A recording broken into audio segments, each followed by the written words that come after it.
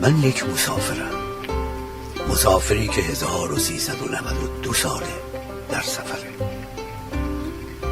نه فکر کنید خسته شدم، نه، این کار منه. من به دنبال بهارم، میرم تا به بهار برسم. میدونید چرا؟ برای اینکه من عمو نوروزم. تعجب نکنید از اینکه ظاهرم با عمو نوروزی که در ذهن شماست شباهتی نداره. من عمو نوروز این روزگارم، یه عمو نوروز تبعیدی.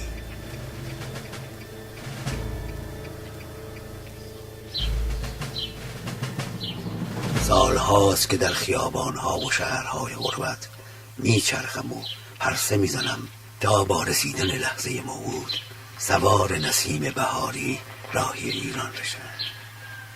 ایران سرزمین بهاران. علی‌رغم دوری از شما با دردها و آرزوهاتون آشنام. اینجا هستند کسانی که همیشه با منن و هوامو دارن، کسانی که همیشه دردها و آرزوها و حتی نامه هاتونو به من میرسونن. روزگار غریبی است. تو این کوله‌ای که میبینید به پشتمه پر از نامه های شماست، نامه هایی پر از امید، پر از آرزو و پر از درد.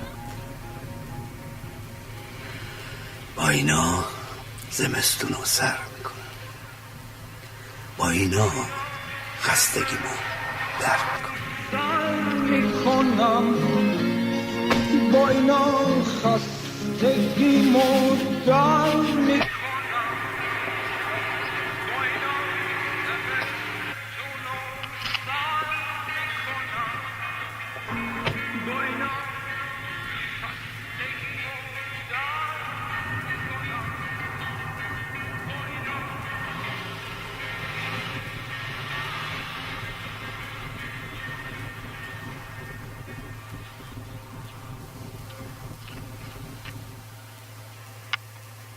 سلام عمو نوروز.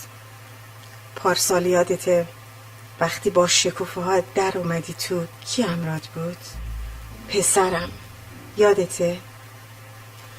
بغلم کرد و با لب‌های گرمش دستمو بوسید. کاش نرفته بودی عمو. با رفتنت اونم بردن، به هفته نرسیده جنازه‌شو تحویلم دادن، تیکه و پاره. اما حالا هم دیر نشده، دیگه وقتشه که برگردی.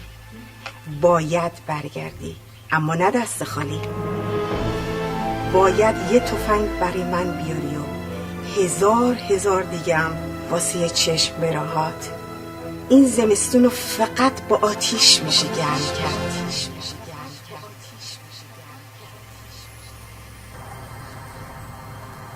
عمو سلام، من بنفشم. داداشم بهرام 2 تا پاشو زیر آوار زلزله از دست داده. عمو 2 تا پا برامون بیار. میدونی آخه من همین یه داداشو دارم، به امید دیدار.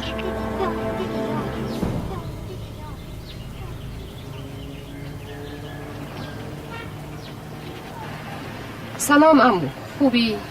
نمیخواستم برات بنویسم، اما تو دلم قلمبی شده بود، مجبور شدم. 1 سالی میشه که حقوق عباسم ندادن. اینقدر جلوی بچه ها خجلیم که نه من نه عباس نمیتونیم تو چششون نگاه کنیم. هر سال بدتر از پارسال، نه لباس عیدی نه سروساتی، چه برسه به آجیل و اینطور چیزا. راستی عمو یه وقت به عباس چیزی نگی، ازم گل من میشه.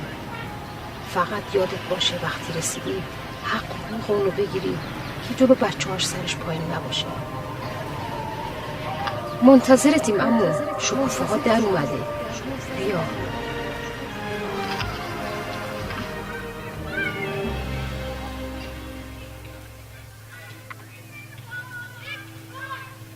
عمو نوروز سلام.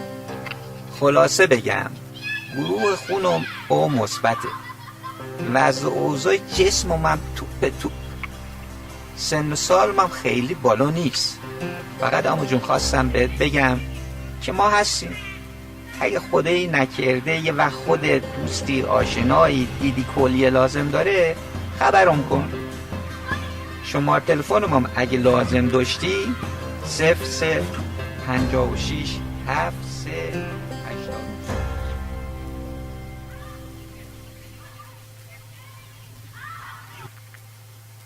80. عمو سلام. پاسخ تمام این دردا رو خودت هم خوب میدونی. اون دلاورا و قهرمانایی رو میگم که توی لیبرتی و اشرف میجنگن. عموی عزیز یه درخواست دارم. اگه تو سفر سری به اونا زدی بهشون بگو ما حاضریم، آماده برای سین. با شما بند از بند این رژیمو با ارتش آزادی باز میکنم. دست حق به هم.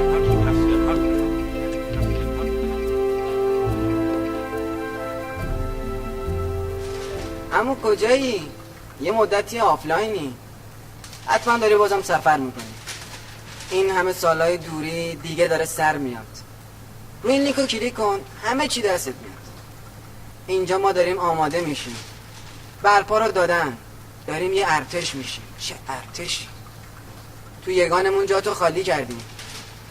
بالاخره داره تموم میشه. همه چی به همت خودمون بنده. همه چی همون، همه چی. جوانای کینه دارن، داستاشونو ور میدارن. قربونت بیشتر بیا رو خط.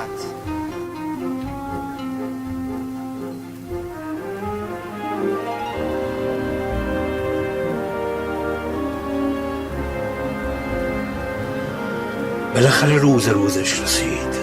من عمو نوروزم. بعد از سالها در بدری و غربت این بهار عازم سرزمینم هستم. طلیعه پیروزی و نوروزی رو میبینم. بوی تغییر به مشامم میرسه. یک بهار بزرگ در راهه. بالاخره بار این همه آرزو و درد و دوری و زخم و غربت رو زمین میگذارم. آهای بچه های آسیای ایران، نوروز داره میاد. نوروز پیروز در راهه.